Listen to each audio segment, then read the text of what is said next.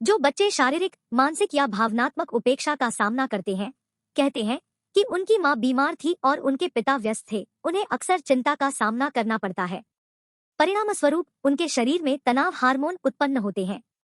यदि ऐसा बहुत अधिक होता है तो ये हार्मोन उनके विकसित हो रहे मस्तिष्क के लिए विषाक्त हो जाते हैं, जिससे बाद में उनकी भावनात्मक और मानसिक वृद्धि को जीवन भर दबा देते हैं।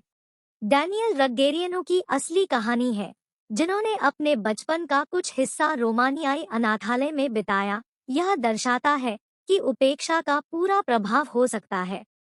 कहानी 1966 में शुरू हुई, जब रोमानिया के तत्कालीन नेता निकोलाई चाउसेस्कू अपने देश को विश्व शक्ति बनाना चाहते थे और देश की जनसंख्या बढ़ाने के लिए कानून लेकर आए। गर्भपात और गर्भनिरोध को बैन कर दिया गया। जबकि यह कानून जन्म दर में तेजी से वृद्धि करने का कारण बना, विशेषकर गरीब परिवार अपने सभी बच्चों का ध्यान रखने में असमर्थ थे और इसके परिणामस्वरूप डेनियल और लगभग 5 लाख अन्य बच्चे राज्य संचालित अनाथालयों में भेजे गए। अधिकांश अनाथालयों में मानसिक विकास को प्रोत्साहित करने के लिए खिलौने, किताबें या कुछ भी नहीं था। बहुत से बच्चे सीधे खाली छतों को घूरते रहते थे, अपने अगले भोजन का इंतजार करते हुए। मानव संबंध की कमी के कारण कुछ शिशुओं ने आत्मोत्तेजना के लिए रणनीतियां विकसित की, जैसे आगे पीछे हिलना। मानसिक उपेक्षा के कारण अक्सर आईक्यू स्कोर कम होता है, भाषा विकास में देरी होती है और रचनात्मक सोच की कमी होती है। यह इसलिए हुआ क्योंकि हमारे मस्तिष्क हर नए अनुभव और प्रोत्साहन के साथ कनेक्ट करते हैं। यदि जीवन के पहले वर्षों के दौरान कोई समृद्ध अनुभव नहीं है, जिस अवधि में मस्तिष्क सबसे तेजी से विकसित होता है, तो बच्चे इष्टतम भविष्य की शिक्षा के लिए आवश्यक नींव का निर्माण नहीं कर सकते हैं। जीवन भर के लिए चूक जाते हैं।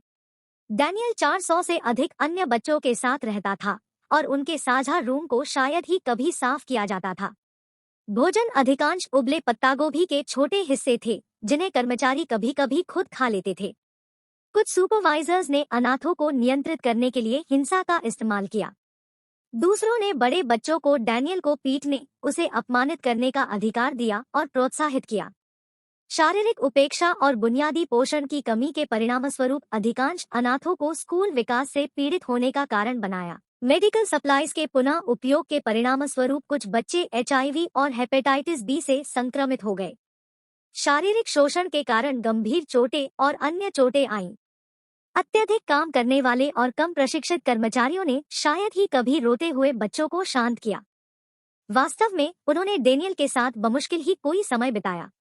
कुछ बच्चे अपनी चिंताओं के कारण बिल्कुल अकेले रह गए थे। दूसरों ने अपनी भावनाओं को उन्हीं लोगों से छुपाया जिन्हें उनकी रक्षा करनी चाहिए, क्योंकि उन्हें चोट लगने का डर था। भावनात्मक उपेक्षा और चिंता के कारण एड्रेनालाइन और कोर्टिसोल नामक तनाव हार्मोन का अत्यधिक उत्पादन होता है, जो विकासशील मस्तिष्क के लिए जहर के समान है। लेकिन इस अनुभव ने बच्चों की प्रेम और मानवीय रिश्तों की समझ को भी विकृत कर दिया। उन्होंने किसी पर भरोसा नहीं करना सीखा और वयस्क होने पर वे अक्सर अवसाद, अनिद्रा और सामाजिक चिंता से पीड़ित हो गए। जब चाउसेस्कू के शासन को अंततः उखाड़ फेंका गया और अनाथालय के अंदर की स्थितियों को टेलीविजन पर दिखाया गया, तो दुनिया भर से शोधकर्ता अनाम बच्चों की जांच करने आए। बाद में MRI स्कैन से पता चला कि कुछ लोगों के मस्तिष्क का द्रव्यमान कम था। परिणामी शोध ने एक मजबूत मामला बनाया कि न केवल पोषण एक बच्चे के विकास के लिए महत्वपूर्ण है, बल्कि मानव संपर्क भी महत्वपूर्ण है। बच्चों की मदद के लिए बड़ी संख्या में बच्चों को विदेशी परिवारों में गोद लिया गया। लेकिन गोद लिए जाने के बाद भी कई लोगों को अपने नए माता पिता के साथ प्रेमपूर्ण बंधन बनाने में समस्याएं हुई। यह लगाव सिद्धांत और इस धारणा के अनुरूप है कि एक बच्चे को जीवन की शुरुआत में कम से कम एक प्राथमिक देखभालकर्ता के साथ प्रेमपूर्ण संबंध स्थापित करने की आवश्यकता होती है। डेनियल अपने परिवार के मामले में काफी भाग्यशाली थे।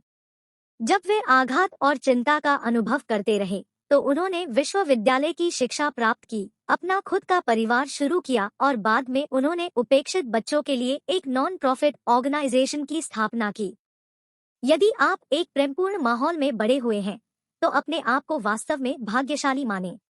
यदि आपने किसी प्रकार की उपेक्षा का अनुभव किया है, तो इस विचार को रियलाइज करने का प्रयास करें कि यह कभी आपकी गलती नहीं थी और शायद आपके माता पिता की भी गलती नहीं थी। धन्यवाद दोस्तों कि आपने हमारी कहानी सुनी।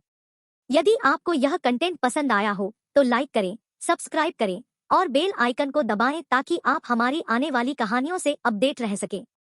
अगर आपका कोई सवाल या रिक्वेस्ट है तो कृपया नीचे कमेंट बॉक्स में साझा करें। फिर मिलेंगे एक नई और रोमांचक कहानी के साथ। धन्यवाद।